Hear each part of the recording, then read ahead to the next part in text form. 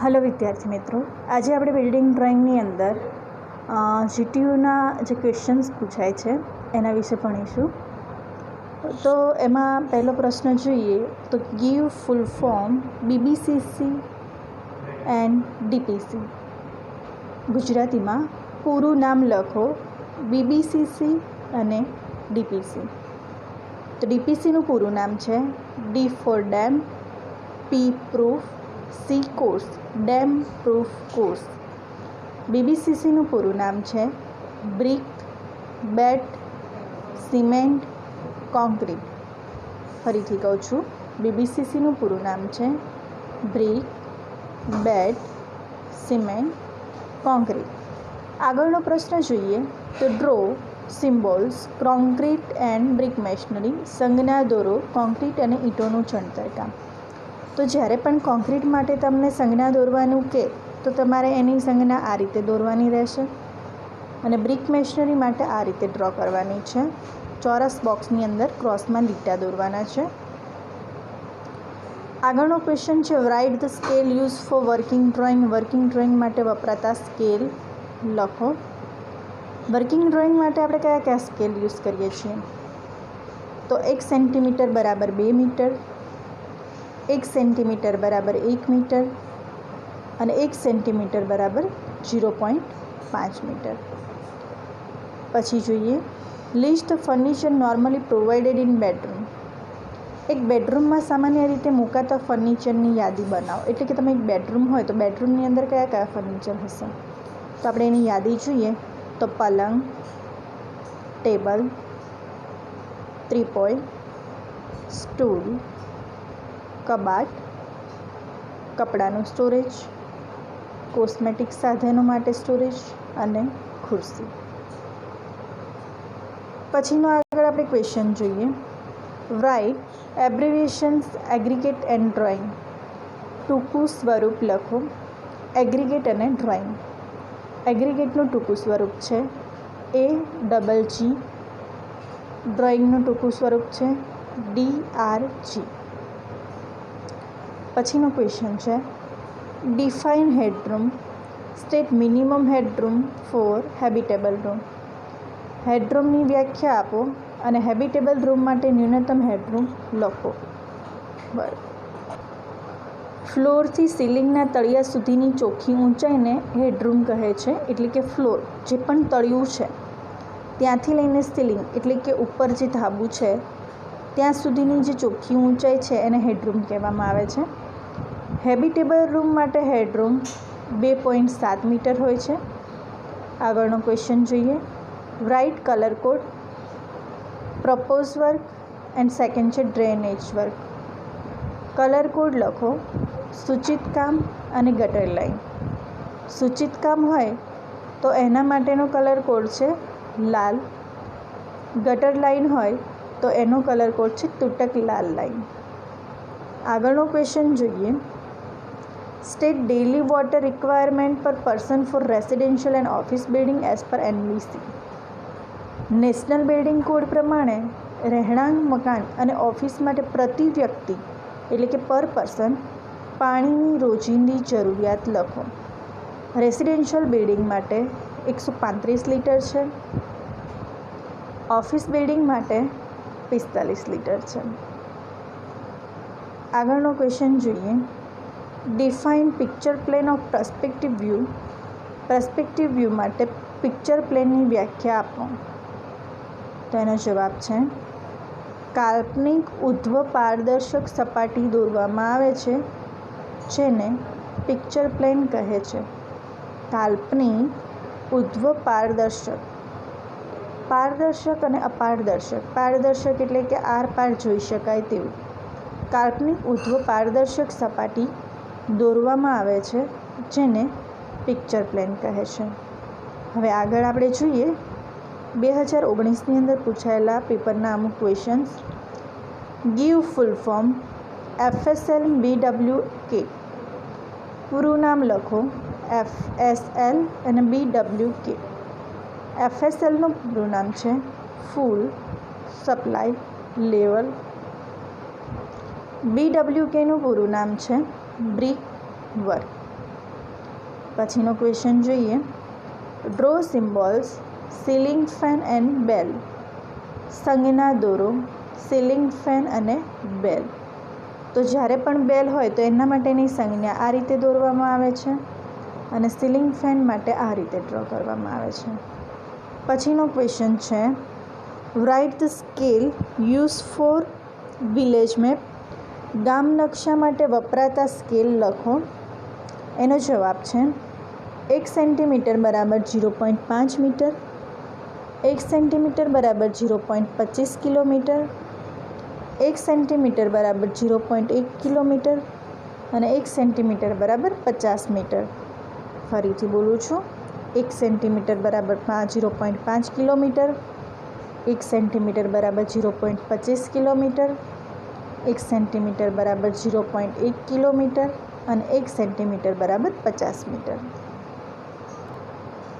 પછીનો ક્વેશ્ચન છે right એબ્રેવિએશન્સ diameter and એમ્બેકમેન્ટ. ટૂંકું રૂપ લખો ડાયામીટર એન્ડ એમ્બેકમેન્ટ. તો ડાયામીટરનું ટૂંકું સ્વરૂપ છે DIA અને એમ્બેકમેન્ટ માટે છે EMB. આગળનો ક્વેશ્ચન છે define building line and control line. જેમાં બિલ્ડિંગ લાઇન એટલે એવી કાલ્પનિક રેખા જ્યાં સુધી મકાનની પ્લિન્થને કાયદેસર રસ્તાને સમાંતર રસ્તાની નજીકમાં નજીક રાખી શકાય.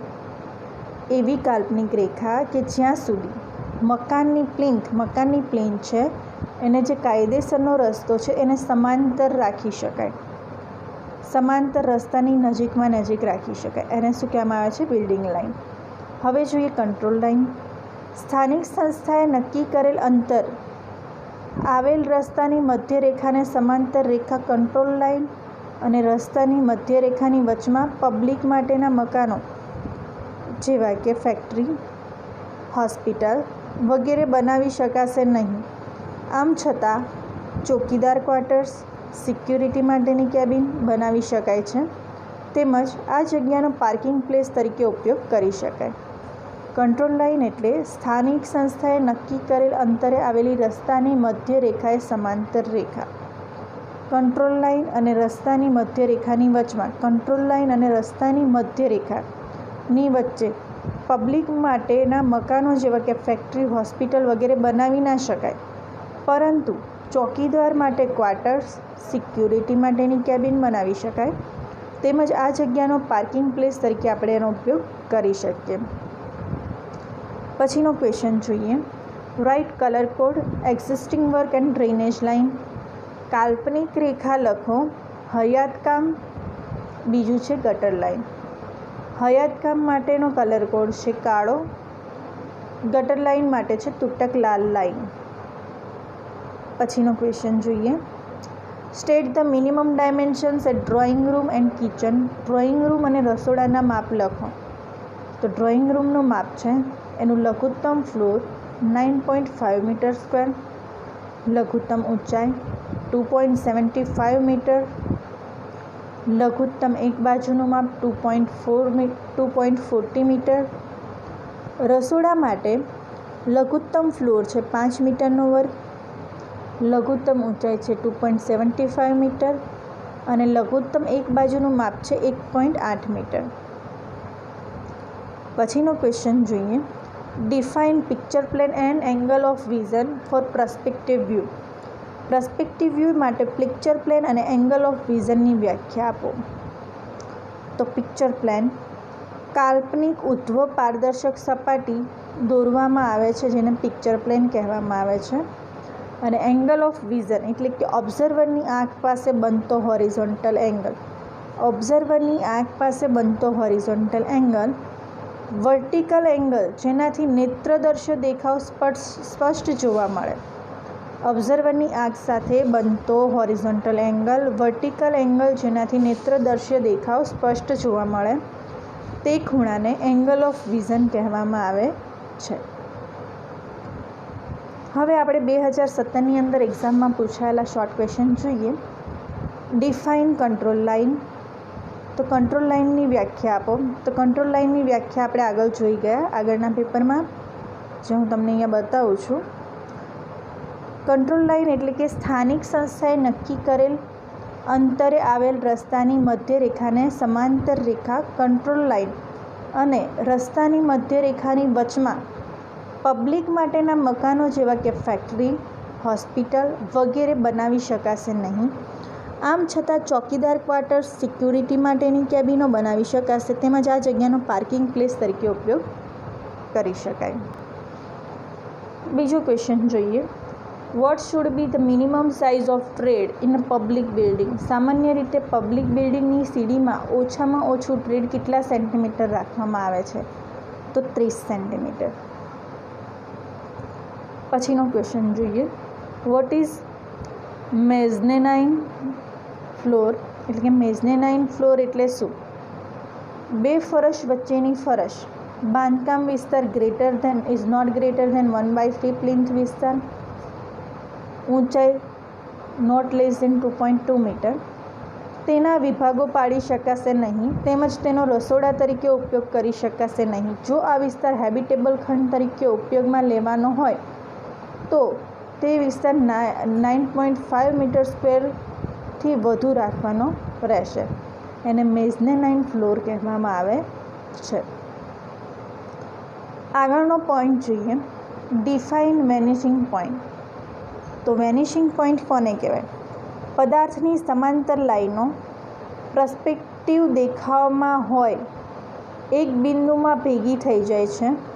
આ કાલ્પનિક બિંદુ કે જ્યાં બધા જ વિકિરણો એકબીજામાં મળતા હોય તેવો આભાસ થાય તે બિંદુને વેનિશિંગ પોઈન્ટ કહેવામાં આવે છે. આવા 1, 2 અથવા તો 3 હોઈ શકે છે. ફરીથી કહું છું. પદાર્થની સમાંતર લાઈનો પરસ્પેક્ટિવ દેખાવમાં કોઈ એક બિંદુમાં ભેગી થઈ જાય છે. એટલે જે બધી જ રેખા છે કોઈ એક બિંદુમાં ભેગી થઈ જાય છે. આ કાલ્પનિક બિંદુ જ્યાં બધા જ વિકિરણો એકબીજામાં મળતા હોય તેવા આભાસ થાય છે તે બિંદુને વેનિશિંગ પોઈન્ટ કહેવામાં આવે છે. આવા પોઈન્ટ 1, 2 અથવા તો 3 હોઈ શકે. પછીનો ક્વેશ્ચન છે. Give suitable scale for the following key plan and topographical map. જરૂરી સ્કેલ જણાવો કી પ્લાન અને ટોપોગ્રાફિકલ મેપ. તો કી પ્લાન માટે છે 1 સેન્ટીમીટર બરાબર 1 કિલોમીટર, 1 સેન્ટીમીટર બરાબર 0.5 કિલોમીટર. બીજું છે ટોપોગ્રાફિકલ મેપ. એનો સ્કેલ છે 1 સેન્ટીમીટર બરાબર 1 કિલોમીટર. આગળ જોઈએ. Write full form of the following IC and WC. પૂરું નામ લખો IC અને બીજું છે WC. WCનું પૂરું નામ છે વોટર ક્લોઝેટ અને ICનું પૂરું નામ છે ઇન્સ્પેક્શન ચેમ્બર. આગળ ક્વેશ્ચન જોઈએ. List out types of drawing. ડ્રોઈંગના પ્રકાર લખો. તો ડ્રોઈંગના પ્રકારો છે સૂચક નકશો, key plan, village map, topographical map, site plan,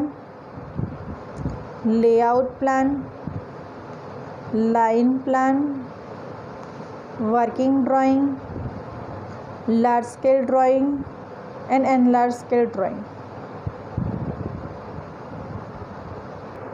આગળનો ક્વેશ્ચન જોઈએ. Give abbreviations for the following. A. Reinforce cement concrete. બીજું રેલવે. ટૂંકું નામ લખો રેનફોર્સ સિમેન્ટ કોન્ક્રીટ અને રેલવે. તો રેનફોર્સ સિમેન્ટ કોન્ક્રીટનું શોર્ટ ફોર્મ છે RCC અને રેલવેનું છે RLY. આગળનો question. Draw symbols for the following. Shower head and bed. તો શાવર હેડ માટેનો સિમ્બોલ આવો છે જ્યારે બેડનો સિમ્બોલ આવો છે. હવે આગળ આપણે જોઈએ GTUની અંદર જે 3 થી 4 માર્ક્સના ક્વેશ્ચન પૂછાય છે એના વિશે જોઈએ. Explain with sketch setback. આકૃતિ સાથે સેટબેક સમજાવો. રોડ લાઇનથી બિલ્ડિંગની પ્લિન્થ સુધીના અંતરને રોડ લાઇનથી બિલ્ડિંગની પ્લિન્થ સુધીના અંતરને સેટબેક કહેવામાં આવે છે. સેટબેકનો હેતુ રોડની બીજી બાજુએ આવેલી પ્રોપર્ટીને પૂરતું વેન્ટિલેશન મળી રહે. ફ્રન્ટ માર્જિનને પણ સેટબેક તરીકે લઈ શકાય છે. જ્યારે બિલ્ડિંગની ઊંચાઈ રોડની પહોળાઈ કરતાં બમણી કે વધારે હોય ત્યારે સેટબેક જરૂરી બને છે. જ્યારે રોડની પહોળાઈ કરતાં બિલ્ડિંગની ઊંચાઈ છે બમણી હોય ત્યારે સેટબેક જરૂરી બને છે. આપણે એને કેમ રાખીએ છીએ કે સામેની બાજુએ જો બીજી પ્રોપર્ટી એટલે કોઈ બીજું બિલ્ડિંગ કે કંઈ આવેલું હોય તો એને પૂરતું વેન્ટિલેશન, પૂરતી હવા ઉજાસ મળી રહે, એના માટે સેટબેક પ્રોવાઈડ કરવામાં આવે છે. અને જે ફ્રન્ટ માર્જિન હોય એને પણ આપણે સેટબેક તરીકે લઈ શકીએ છીએ. ફ્રન્ટ માર્જિન એટલે કે આગળની સાઈડ છોડેલી જગ્યા. અહીંયા તમે એનું ડ્રોઈંગ જોઈ શકો છો. બિલ્ડિંગ આપેલી છે, બરાબર છે, એનું માપ આપેલા છે અને અહીંયા આપેલો છે રોડ. હવે આપણે આગળનો ક્વેશ્ચન જોઈએ. Explain floor space index. Floor space index કોને કહેવામાં આવે છે? તો ફ્લોર સ્પેસ ઇન્ડેક્સ અથવા તો FAR એટલે કે બધા જ ફ્લોરના વિસ્તારોનો સરવાળો ભાગ્યા પ્લોટ વિસ્તાર. સામાન્ય રીતે FSIની ગણતરી કરતી વખતે પાર્કિંગ,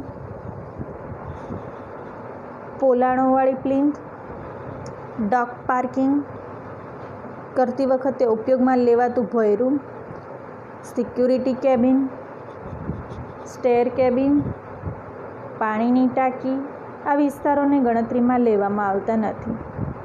રહેણાંક માટે ફ્લોર સ્પેસ ઇન્ડેક્સ છે 1.2, ગ્રામ્ય વિસ્તાર માટે છે 1.2, વાણિજ્ય માટે છે 1.8 અને ઔદ્યોગિક માટે છે 1. હવે આપણે આગળનો ક્વેશ્ચન જોઈએ.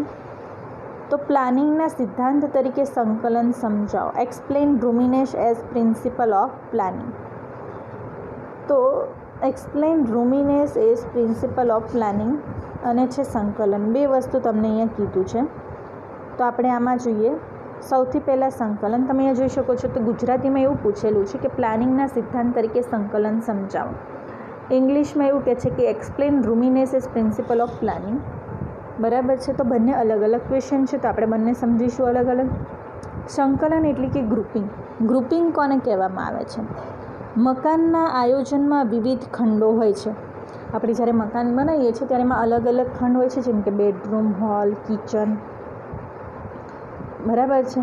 આ બધું જ હોય છે. તે પૈકી કેટલાક ખંડોની પ્રવૃત્તિઓ એકબીજા સાથે સંકળાયેલી હોય છે, જેથી આવા ખંડો વચ્ચે વધુ પ્રમાણમાં અવરજવર રહે છે. જેમ કે સ્ટોર રૂમ હોય અને કિચન હોય તો એ બંનેમાં અવરજવર વધારે હોય. તો સ્ટોર રૂમ અને કિચન છે બંને વચ્ચે જો જગ્યા વધારે રહે તો આપણે આવવા જવાનું છે એ વધુ થઈ જાય. એટલે એવી રીતે ડિઝાઇન કરવામાં આવે કે જેનાથી એમાં અવરજવર આપણે ઇઝીલી કરી શકીએ. ઉદાહરણ તરીકે રસોડાનો સ્ટોર સાથે તેમજ ભોજનખંડ સાથે સીધો સંબંધ રહે છે. તેથી રસોડું ભોજનખંડ તથા સ્ટોરની વચ્ચે મૂકવામાં આવે તો અવરજવર ઓછી કરવી પડે. આ સંજોગોમાં ભોજન, રસોડું અને સ્ટોર આ ત્રણ ખંડોનું એક ગ્રુપ બની શકાય અને તેથી આ ખંડો નજીકમાં હોવા જોઈએ. તમે અહીંયા જોઈ શકો છો કિચન છે, સ્ટોર છે, ડાઇનિંગ છે. એના નીચે કિચન, ડાઇનિંગ અને સ્ટોર છે, જે ઇનકરેક્ટ છે. એટલે કે તમે આ રીતે ના મૂકી શકો.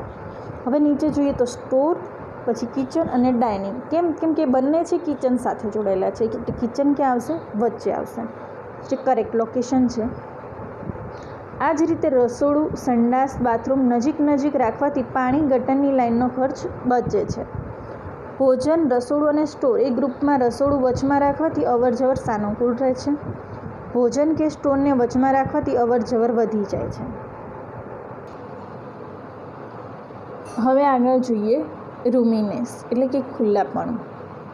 તો એમાં જોઈએ તો ખંડમાં ફર્નિચરની ગોઠવણી કર્યા બાદ ફાજલ પડતી જગ્યા જો છૂટી છવાઈ રહે, એટલે કે ખંડની અંદર આપણે ફર્નિચર ગોઠવી દઈએ અને પછી જો છૂટી છવાઈ થોડી જગ્યા રહે તો એ જગ્યાનો આપણે ઉપયોગ ના કરી શકીએ. એટલે કે ખંડમાં ફર્નિચરની ગોઠવણી કર્યા બાદ ફાજલ પડતી જગ્યા જો છૂટી છવાઈ રહે તો આવી જગ્યાના સાંકડા પટ્ટાનો કોઈ પ્રવૃત્તિ માટે ઉપયોગ કરી શકાતો નથી.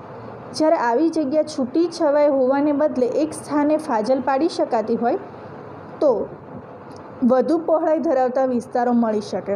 એટલે આ જે છૂટી છવાઈ જે જગ્યા મળે છે એની જગ્યા આપણે એવી રીતે ડિઝાઇન કરીએ કે આપણને એક જ બાજુ તમને વધારે જગ્યા મળી શકે. એના કારણે આપણે એનો કંઈક ઉપયોગ કરી શકાય, જેને કોઈ પ્રવૃત્તિ માટે ઉપયોગમાં લઈ શકાય. ચોરસ કરતાં લંબચોરસ ખંડોમાં વધુ પહોળાઈ ધરાવતા વિસ્તારો ફાજલ પડે છે. ખાસ કરીને લંબાઈ પહોળાઈનું માપ 1:1 થી 5.1 હોય તો વધુ અનુકૂળ રહે છે. આ જ રીતે રૂમની ઊંચાઈ પણ આમાં મહત્ત્વનો ભાગ ભજવે છે. ખૂબ જ મોટા રૂમની ઊંચાઈ સાવ ઓછી હોય તો તે ખરાબ દેખાય છે, તેમજ સાવ નાના રૂમની ઊંચાઈ વધારે હોય તો પણ ખરાબ દેખાવ આપે છે. રૂમમાં બારી બારણાં જ કબાટ વગેરેનું સ્થાન એ રીતે રાખવું જોઈએ કે જેથી બીજા ફર્નિચરના આયોજનમાં મુશ્કેલી ન પડે અને હરવા ફરવાનો પેસેજ મળી રહે. ઘણીવાર મકાનના ખંડોના માપ પ્રમાણસર ન હોય તો મકાન વાપરનાર કંઈક જુદી જ લાગણી અનુભવે છે. એટલે કે જો એની ડિઝાઇન બરાબર ના કરેલી હોય તો એના માટે આપણને કંઈક જુદી જ લાગણી અનુભવીએ છીએ. જેમ કે નાનો એવો રૂમ હોય અને એની હાઇટ વધારે હોય તો બી સારું ના દેખાય. રૂમ મોટો હોય અને જે હાઇટ છે એ ઓછી હોય તો પણ સારું ન દેખાય. આ રીતે જો યોગ્ય ડિઝાઇન ના કરીએ તો આપણને બરાબર અંદર રહેવાની પણ ના મજા આવે અને અંદર જે રહી શકે છે એ રહે તો એને લાગણી બી સારી ન અનુભવે. એમને અંદર કેવું કે અનુકૂળ ના લાગે રહેવા માટે. એટલે કે જે પણ ડિઝાઇન કરવામાં આવે છે એ અંદર રહેનાર વ્યક્તિને અનુકૂળ છે, કેવું લાગે છે કેવું નહીં, એના આધારે આપણે ડિઝાઇન કરીએ છીએ.